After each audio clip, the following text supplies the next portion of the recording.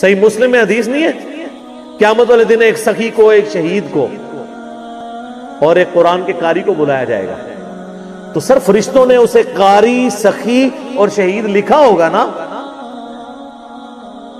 کیونکہ فرشتوں کے پاس تو علم غیب نہیں ہے، وہ تو ظاہری عمل دیکھتے ہیں۔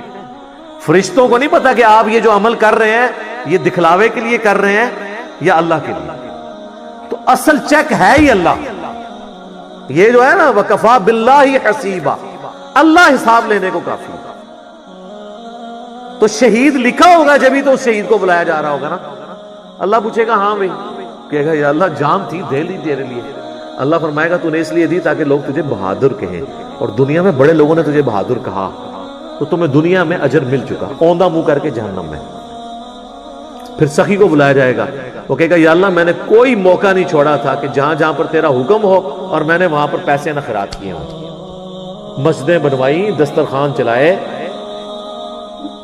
ہاسپٹلز بنائے، بہت کچھ کیا، بلکہ میں نے تیرے فرشتوں کو دھوکہ دینے کے لیے میں اس میں ایڈ کرتا ہوں، اور تیرے داڑھی اور پگڑی والے بزرگان دین کو دھوکہ دینے کے لیے مسجد کے وضو خانے کے اوپر نیم پلیٹ بھی اپنے نام کی لگوائی تھی۔ جا کے میرے محلے کے نمازیوں سے بھی پوچھ لے کہ وہ میں نے ہی بنوایا تھا وضو خانہ۔ تو اللہ فرمائے گا تو نے اس لیے سب کچھ کیا کہ لوگ تجھے سخی کہیں اور لوگوں نے تیری بڑی تعریف کی، یہی تیرے لیے اجر تھا۔ میرے ہاں آپ زیرو سے ملٹیپلائی ہے، اوندھا منہ جہنم میں۔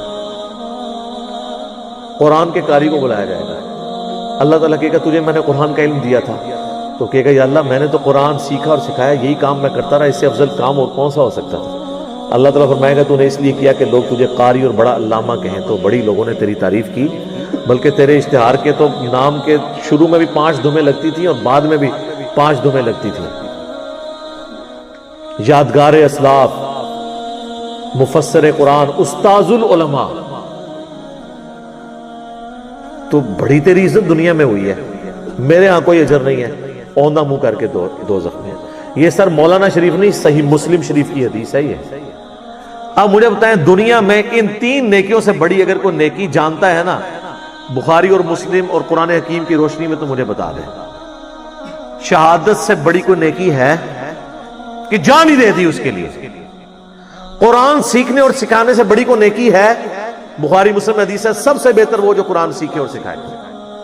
اور انفاق فی سبیل اللہ، جو قرآن میں 100 سے زیادہ مقامات پہ جس کی ترغیب دلائی گئی ہے، اس سے بڑی کوئی نیکی ہے؟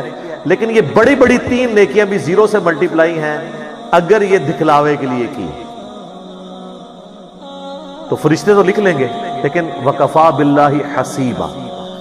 مسند احمد میں حدیث ہے جس نے دکھلاوے کے لیے روزہ رکھا اس نے شرک کیا، جس نے دکھلاوے کے لیے نماز پڑھی اس نے شرک کیا، اور جس نے دکھلاوے کے لیے صدقہ کیا اس نے بھی شرک کیا۔ لو جی، نماز میں شرک کیسے آ گیا؟ نماز تو اللہ کی پڑھ رہا ہے، سجدہ کس کو کر رہا ہے؟ اللہ کو۔